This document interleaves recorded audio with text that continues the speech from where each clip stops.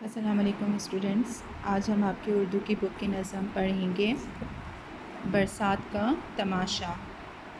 برسات کا تماشا جو ہے نظم تحریر کی ہے نذیر اکبر آبادی نے۔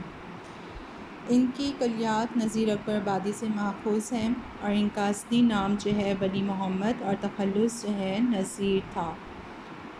دہلی میں پیدا ہوئے، احمد شاہ ابدالی کے حملے کے وقت دہلی سے اکبر آباد آ گئے تھے، اسی لیے اکبر آبادی کہلائے۔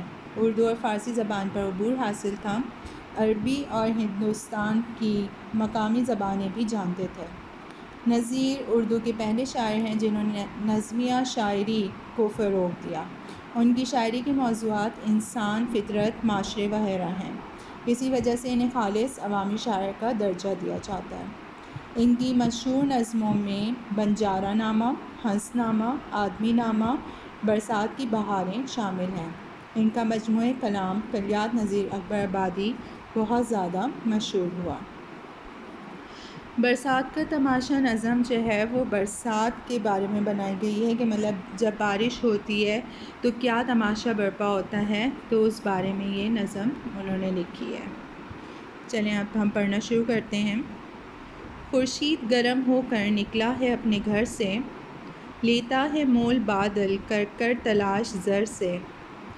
آئی ہوا بھی لے کر بادل کو ہر نگر سے، آدھے اسار تو اب دشمن کے گھر سے برسے۔ آیار چل کے دیکھیں برسات کا تماشا۔ مول کہتے ہیں ادھار قیمت کو، اور زر کہتے ہیں دولت کو۔ اس کے علاوہ نگر، یہ کہہ رہے ہیں کہ بادل کو ہر نگر سے، تو نگر کہتے ہیں جگہ کو یا بستی کو۔ اسار، اسار جو ہے وہ ورڈ ہے ہندی کیلنڈر کا تیسرا مہینہ جو ہوتا ہے اسے اسار کہتے ہیں، اور یہ برسات کا مہینہ کہلاتا ہے۔ اس جو ہے بند میں بارش کی علامات جو ہے وہ بیان کر رہے ہیں کہ جب گرمی جو ہے وہ زوروں پر ہوتی ہے اور جو ہے سورج آگ برسا رہا ہوتا ہے، چاروں طرف گرمی کا راج ہوتا ہے، ہوا بند ہے، اور ایسے حالات میں بادل اپنے آس پاس بادلوں کو ڈھونڈ رہے ہیں کہ انہیں ملا لیں۔ وہ انہیں اپنی مال و دولت سے خریدنا بھی چاہتے ہیں۔ دوسری بستیوں سے ہوائیں بادلوں کو لے کر چل پڑتی ہیں اس علاقے کی طرف جہاں گرمی کا زور ہوتا ہے۔ سورج آگ برسا رہا ہوتا ہے۔ اسار جو ہے وہ برسات کے مہینے کو کہتے ہیں، اور آدھا مہینہ برسات کا گزر چکا ہے اور دوسرے علاقوں میں بارش شروع ہو چکی ہے، اور اپنی باری کب آئے گی چند یار دوست آپس میں مل کے طے کرتے ہیں کہ چلو باہر نکلو، بارش کیا کیا کھیل تماشے دکھا رہی ہے ذرا دیکھیں تو۔ قاصد صبا کے دوڑے ہر طرف منہ اٹھا کر، ہر کوہ و دشت کو بھی کہتے ہیں یوں سنا کر، ہاں سبز جوڑے پہنو ہر دم نہا نہا کر، کوئی دم کو میگھ راجا دیکھے گا سب کو آ کر، آیار چل کے دیکھیں برسات کا تماشا۔ قاصد کہتے ہیں کوئی بھی پیغام لانے والے کو، جو پیغام لا رہا ہے یا لے کے جا رہا ہے۔ صبا ہوا کو کہتے ہیں ٹھنڈی ہوا۔ کوہ دشت کہتے ہیں پہاڑ اور صحرا کو۔ میگھ راجا، میگھ راجا کہتے ہیں گھٹا کو یا بادل یا بارش کو۔ یعنی اس بند میں جو ہے وہ شاعر کہہ رہے ہیں کہ جب بارش ہونے کے آثار پیدا ہونے لگتے ہیں، یعنی جو ہے جب ہوا ٹھنڈی ہوا چلنا شروع ہوتی ہے، آثار پیدا ہو رہے ہیں، اس کا مطلب ہے تو پورب کی ہواؤں کے ذریعے معلوم ہونے لگتا ہے کہ اب بارش ہونے والی ہے۔ ہر پہاڑ اور تپتے صحرا پر سے یہ ہوائیں گزرتی ہیں تو ان کو بھی برسات آنے کی خوشخبری سنائی جاتی ہے، اور ان کو یہ بھی کہتی ہیں کہ اب پہاڑوں اور صحراؤں میں ہرے بھرے پودوں کے نکلنے کا وقت آ گیا ہے۔ سبز جوڑے یعنی ہرے بھرے جو ہے وہ پودے نکلنے کا وقت آ گیا ہے، ہر طرف ہریالی بھی آ جائے گی، ہریالی یعنی ہرا بھرا ہو جائے گا سب کچھ، اور کوئی لمحہ گزرا جاتا ہے کہ برسات کی گھٹائیں بادل برسنے لگیں گے، اب بادلوں اور گھٹاؤں کا راج ہوگا، زمین پر پانی برسے گا۔ شاعر اپنے دوستوں کو دعوت دے رہا ہے کہ چلو چل کر برسات کا تماشا دیکھتے ہیں۔ جب یہ نوید یعنی خوشخبری، جب یہ نوید پہنچی صحرا میں ایک باری، ہونے لگی وہاں پر برسات کی تیاری۔ چشموں میں کوہ کے بھی ہوئی سب کی انتظاری، موسم کے جانور بھی آتے ہیں باری باری، آیار چل کے دیکھیں برسات کا تماشا۔ نوید میں نے آپ کو بتایا کہ خوشخبری کو کہتے ہیں۔ اس کے علاوہ جو ہے تماشا جو ہے اس میں نظارے کی سینس میں بولا جا رہا ہے کہ ہم دیکھتے ہیں تماشا، یعنی دیکھتے ہیں، نظارہ کرتے ہیں۔ تو اس بند میں جو ہے وہ شاعر جو ہے بارش سے پہلے بتا رہے ہیں کہ بارش سے پہلے جب یہ خوشخبری ایک بار صحراؤں بیابانوں میں پہنچ جاتی ہے تو ہر کوئی بارش آنے کی تیاری کرنے لگتا ہے۔ مطلب جب یہ خوشخبری پہنچتی ہے صحراؤں میں تو جو ہے ہر کوئی بارش کے انتظار میں ہوتا ہے اور اس کی تیاری کرتا ہے۔ پہاڑوں میں جو چشمے سوکھے پڑے تھے وہ بھی برسات کا انتظار کرنے لگے ہیں کہ بارش ہو اور ہمارے چشمے بھی میٹھے پانی سے ابلنے لگیں اور زمین کے باہر آ کر پانی کی کمی کو پورا کر دیں۔ اسی طرح برسات کے موسم کے جانور اور پرندے جو دور کے دیسوں میں رہتے ہیں بارش کے موسم کا مزہ لینے یہاں آنے لگتے ہیں۔ ان کی باری لگ جاتی ہے اور ایک کے بعد ایک جانور اور پرندہ بارش کے تماشے میں حصہ لینے چلا آ رہا ہے۔ ہم بھی دوستوں چلیں برسات کا تماشا دیکھنے چلتے ہیں۔ ساون کے بادلوں سے پھر آ گھٹا جو چھائی، بجلی نے اپنی صورت پھر آ کر دکھائی۔ ہو مست رات گر جاگ کوئل کی کوک آئی، بدلی نے کیا مزے کی رمجھم جھڑی لگائی، آیار چل کے دیکھیں برسات کا تماشا۔ ساون یعنی بارش، رات کہتے ہیں آسمانی بجلی کو، اور اس کے علاوہ اب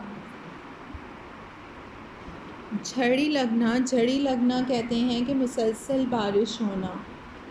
تو اس جو ہے بند میں شاعر کہہ رہے ہیں کہ جب ساون کا مہینہ آتا ہے یعنی بارش شروع ہونے والی ہوتی ہے تو پہلے بادلوں کی کالی کالی گھٹائیں جمع ہو جاتی ہیں، بادلوں کے ٹکرانے میں بجلی چمکنے لگتی ہے اور بادل گرجنے لگتے ہیں۔ جہاں کالے کالے بادل جمع ہوں وہاں بجلی کا چمکنا ضروری ہوتا ہے۔ ایسا لگتا ہے کہ بادل مستی میں آ کر گرج اور چمک رہے ہیں۔ بجلی کی چمک اور بادلوں کی دھمک عجیب نظارہ پیش کرتی ہے۔ ایک دم موسم بدل جاتا ہے، تپتی ہوئی دھوپ بادلوں کے سائے میں بدل جاتی ہے، موسم گرمی سے برسات میں بدل جاتا ہے اور اسی بدلی کا تو انتظار ہوتا ہے۔ بارش پہلے بوندوں کی شکل میں اور پھر موسلا دھار بارش کی شکل میں بدل جاتی ہے، اور اس مرحلے پر شاعر پھر اپنے دوستوں کو آمادہ کر رہا ہے کہ چلو برسات کا تماشا دیکھنے چلتے ہیں۔ کالی گھٹا ہے ہر دم، برسے ہیں میگھ کے دھاریں، اور جس میں اڑ رہی ہیں بگلوں کی 100 قطاریں، کوئل پپیہے کوکیں اور کوک کر پکاریں، اور مور مست ہو کر جوں کوکلا چنگاڑیں، آ یار چل کے دیکھیں برسات کا تماشا۔ اس میں پپیہے جو کہہ رہے ہیں، پپیہے جو ہے وہ کوئل جیسے خوش آواز پرندہ ہوتا ہے، یہ اس کو کہہ رہے ہیں۔ اور کونکیں کا مطلب یہ ہوتا ہے کہ کوئل کی آواز نکالنا، اور کوکلا جو ہے وہ پرندے کا نام ہے، یعنی ہدہد کہتے ہیں اس کو۔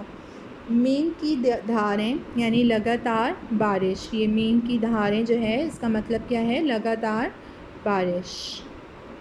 اب اس بند میں جو ہے وہ شاعر کہہ رہے ہیں کہ چاروں طرف کالی گھٹا آ جانے کے بعد ایک دم سے بارش شروع ہو جاتی ہے، مینگ کی دھاریں جو ہے وہ شروع ہو جاتی ہیں، یعنی بارش شروع ہو جاتی ہے، اور دھواں دھار ماحول میں پانی کی دھاریں بھی دکھائی دینے لگتی ہیں، ان کے گرنے کی آوازیں آ رہی ہیں۔ آسمان پر بادلوں کی طرف دیکھو تو بگلوں یعنی پرندوں کی قطاریں، یہ پرندے ہوتے ہیں بگلوں یعنی پرندوں کی قطاریں جو ہیں وہ نظر آنے لگیں تو برسات کے موسم میں یہاں چلے آتے ہیں۔ ان کی ایک قطار میں 100 کے قریب بگلے جو ہے اڑتے ہوئے دکھائی دیتے ہیں۔ برسات کے موسم میں ہی کوئل اور پپیہے کی کوکنے کی آواز جو ہے وہ سنائی دیتی ہے۔ کوئل کی کوک بھی کانوں کو بھلی معلوم دیتی ہے۔ برسات کے موسم میں مور بھی مستی میں آ جاتے ہیں، یہاں دے رہے ہیں نا یہ کہ اور مور مست ہو کر، یعنی مور بھی جو ہے وہ مستی میں آ جاتے ہیں اور اپنے پنکھ پھیلائے ناچنے لگتے ہیں۔ ایسے میں ہدہد پرندہ جو ہوتا ہے کیسے پیچھے رہ جائے، وہ بھی چونچے کھول کر چنگھاڑنے کی آوازیں فضا میں بکھیرنے لگتا ہے، اور شاعر ایسے ماحول کو دیکھتے ہوئے پھر اپنے ساتھیوں کو کہتے ہیں کہ چلو ہم بھی جو ہے برسات کا تماشا دیکھتے ہیں۔ بنگلے سبھوں نے ہر جا اونچے چھوائے زر دے، میوے مٹھائی انباں انگور اور سردے، پکوان تازے تازے خاصے پلاؤ زردے، برسے ہیں ابر رحمت کھلوا دیے ہیں پردے، آیار چل کے دیکھیں برسات کا تماشا۔ یعنی اس میں شاعر کہہ رہے ہیں کہ ہر گھر اور بنگلے میں لوگوں نے پیسے خرچ کر کے چھپر بنائے ہوئے ہیں، چھوائے یعنی چھپر بنوائے ہوئے ہیں۔ چھت کے اوپر برسات کا موسم کا مزہ لینے کے لیے چھوٹا کمرہ بنوا رکھا ہے تاکہ برسات کے موسم میں جھولے ڈالے جا سکیں۔ برسات کے موسم میں قسم قسم کے کھانے بھی پکائے جاتے ہیں، ان میں تازہ تازہ پکوڑے، خاصے کی چیزیں اور پلاؤ زردہ بھی بنایا جاتا ہے۔ میوے نکالے جاتے ہیں، سب میں بانٹ کر کھائے جاتے ہیں، مٹھائیاں تیار کی جاتی ہیں، قسم قسم کے پھلوں سے آم جو ہے انگور، سردے، سیب وغیرہ سے تواضع کی جاتی ہے۔